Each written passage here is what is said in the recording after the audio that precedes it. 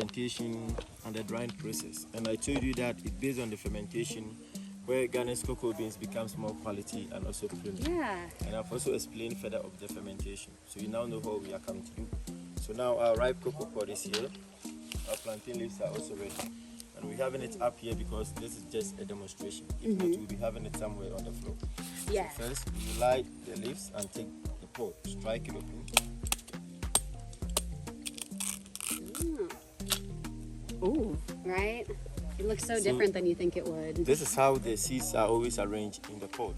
And the seeds in every cocoa pod start from 1 up to 55. Not less than 1 and not also exceeding 55. It's always in between, which can be taken in as a fruit. So we take some seeds.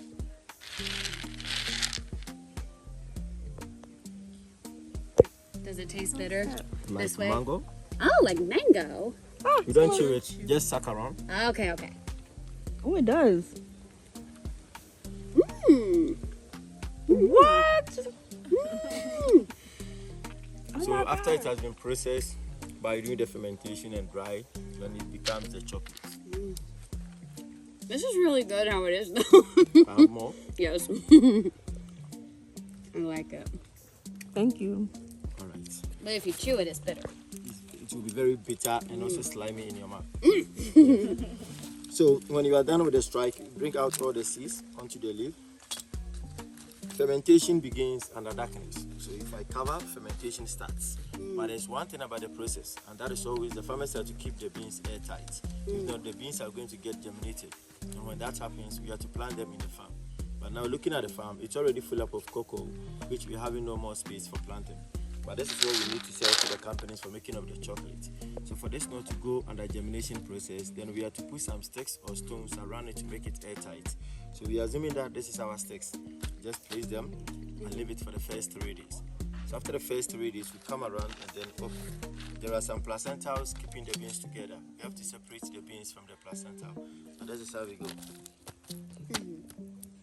So this is the cocoa placental. We take this off. Okay. Got it. And Get the demo. And then bring back the beans into a heap and cover with your sticks. We leave it for another 2 days.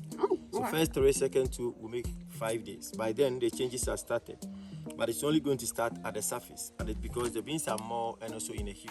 So such a heap, if you go beneath 4 inches, that part is zero fermented because the oxygen there to support the fermentation is very low.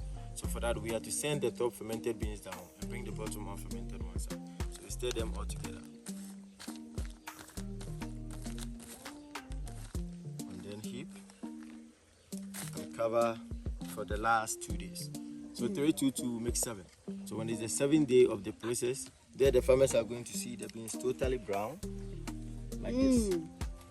So the beans will be brown. So you see that this one, they did not cover it. So you see that it has started germinating. Okay. So you see that it has changed from white to brown, but yet still it's wet. We need to dry them.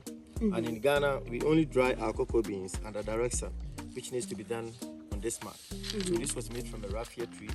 Tied it with these ropes, made it in such a way that when it's about to rain, the farmers may be able to roll the mat like this to prevent the beans from becoming wet. And that is and that is when we are doing the drying. We don't allow water to touch it, else the beans are going to turn into moldy.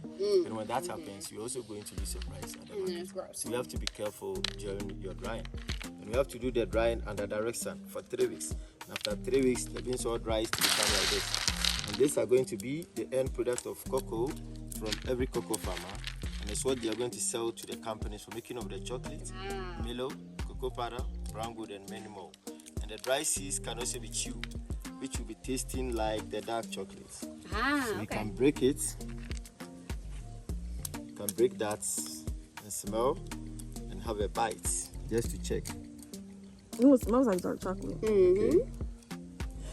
So they don't do this the same way in South America? No. So you see that when their beans are well processed, but instead of to find it dark brown color inside, you will still have it to be purple. Oh, So because that they is don't why do... always they need beans from Ghana, so that they combine it together to make it. Please open one of the fresh ones first. Oh, I did. I The chewed it inside. and opened The it. inside. You will see. I chewed it and opened it. It was And purple. also, if you want to plant cocoa, there's not a dry seeds or the fermented one, but a fresh one straight from the pod. So assuming this hasn't been fermented yet, this is what we can plant. And also I said we don't plant more than a seed, it's just a seed. And also when it's fresh, the inside looks purple. So let's check Yeah, and see. I bit one and saw it was purple. Okay, What if you leave the fermentation for over 7 days? over 7 days. Over 7 days, nothing will happen. But just that you'll be seeing it turning from brown to black. And it'll get moldy. Moldy. Yes. So this is the color we have in the fresh. And also let's check that of the processed.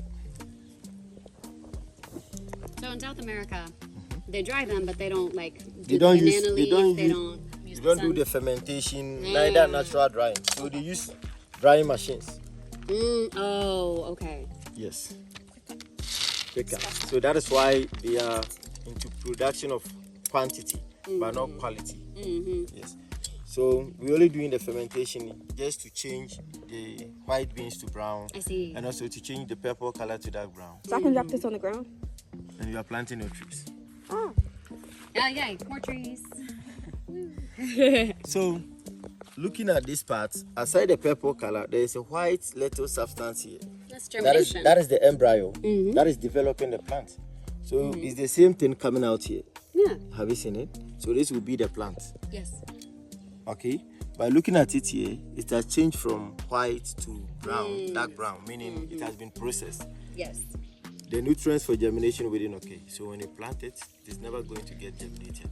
So that is why we are not to plant this one, but rather this. Okay. Gotcha.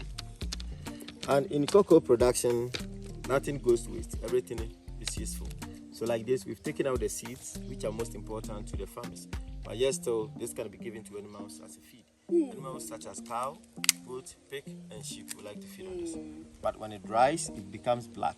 And this is what we use for making the black soap, for bathing, and for washing. Cool. It's a very good and popular soap we have in Ghana. I like black soap. All right. It almost looks like avocado shell at that point. Okay. It looks the same. A little bit, yeah. Yes. So in preparation, we get more, burn it into ashes. We collect the ashes, mix it with water, sieve it, and then add either palm kernel oil or palm oil. Add just a little amount of soda to make it sticky.